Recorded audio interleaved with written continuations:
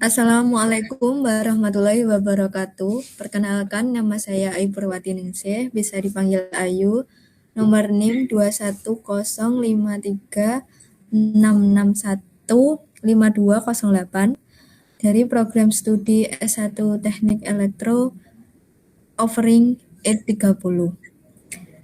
Di sini saya akan mempresentasikan bab 8, yaitu korupsi dan upaya pemberantasan dalam pandangan Islam. Yang pertama, yaitu pengertian korupsi sendiri adalah semua tindakan tidak jujur dengan memanfaatkan jabatan atau kuasa yang dimiliki untuk mendapatkan keuntungan bagi pribadi atau orang lain. Jenis-jenis korupsi sendiri adalah korupsi suap menyuap adalah jenis korupsi pertama yang perlu kalian ketahui, yaitu suap menyuap sendiri merupakan tindakan pemberian uang atau menerima uang hadiah yang dilakukan pejabat pemerintah untuk melakukan atau tidak melakukan sesuatu yang bertentangan dengan kewajibannya, sebagaimana perbedaan hukum formil dan material. Adapun contoh dari korupsi suap menyuap yaitu adanya seorang pejabat negara yang mempunyai posisi jabatan tinggi, kemudian memberikan suap menyuap hakim, pengacara, atau advokat. Jenis korupsi yang satu telah diatur dalam UUD PT-PTK. Yang kedua, korupsi penggelapan jabatan, yaitu korupsi perbuatan yang melawan hukum sebagai bentuk penyalahgunaan jabatan. Sebagai contohnya adalah pegawai negeri yang menyalahgunakan uang atau membiarkan penyalahgunaan uang yang ditugaskan untuk menjalankan suatu jabatan umum secara terus-menerus atau untuk sementara. Penggelapan jabatan sendiri bertujuan sebagai bentuk menguntungkan diri sendiri dan merugikan negara.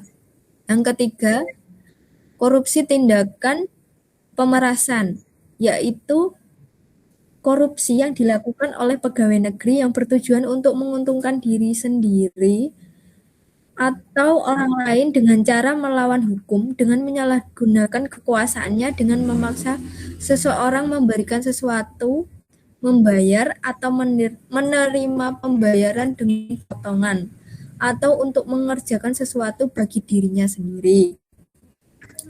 Yang keempat, korupsi gratifikasi adalah tindakan pemberian hadiah yang diterima oleh pegawai negeri atau penyelenggaraan negara dan tindakan dilaporkan kepada KPK dalam jangka waktu 30 hari sejak diterimanya gratifikasi. Gratifikasi dapat berupa uang, barang, diskon, pinjaman tanpa bunga, liburan, biaya pengobatan, serta fasilitas-fasilitas lainnya. Jenis korupsi ini sudah diatur dalam pasal 12B UU PT-PK dan pasal 12C UU PT-PK.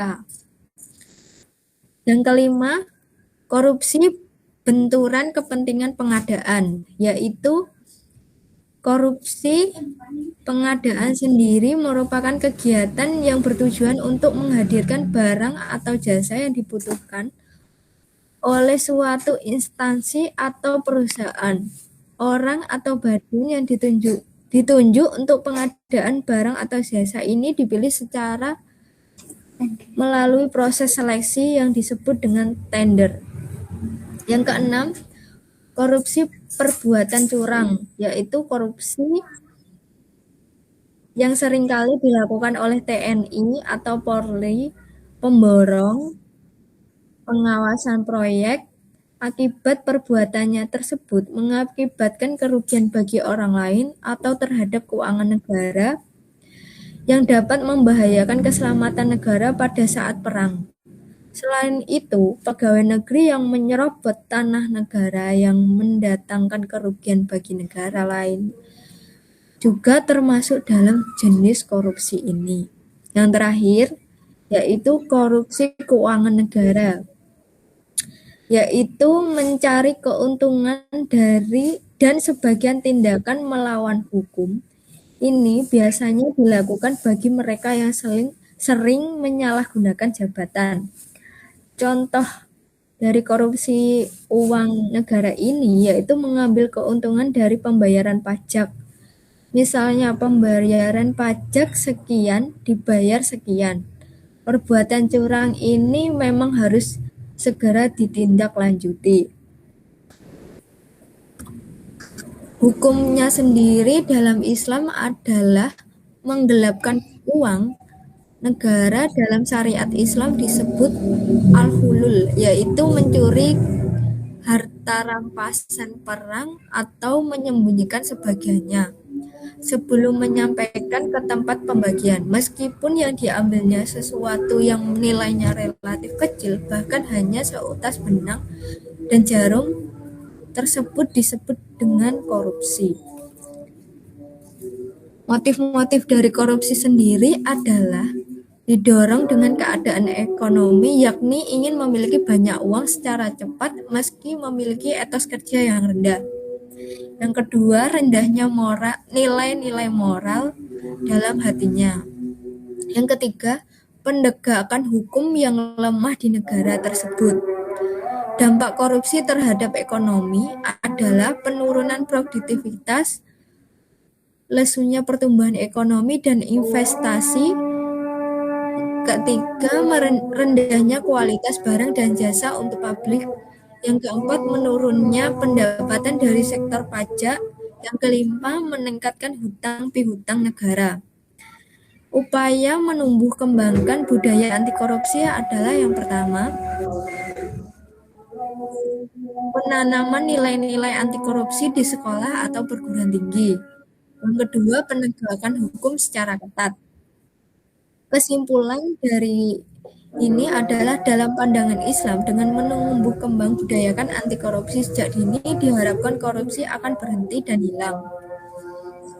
Sekian dari saya, bila ada kata yang salah mohon maaf. Sekian. Wassalamualaikum warahmatullahi wabarakatuh.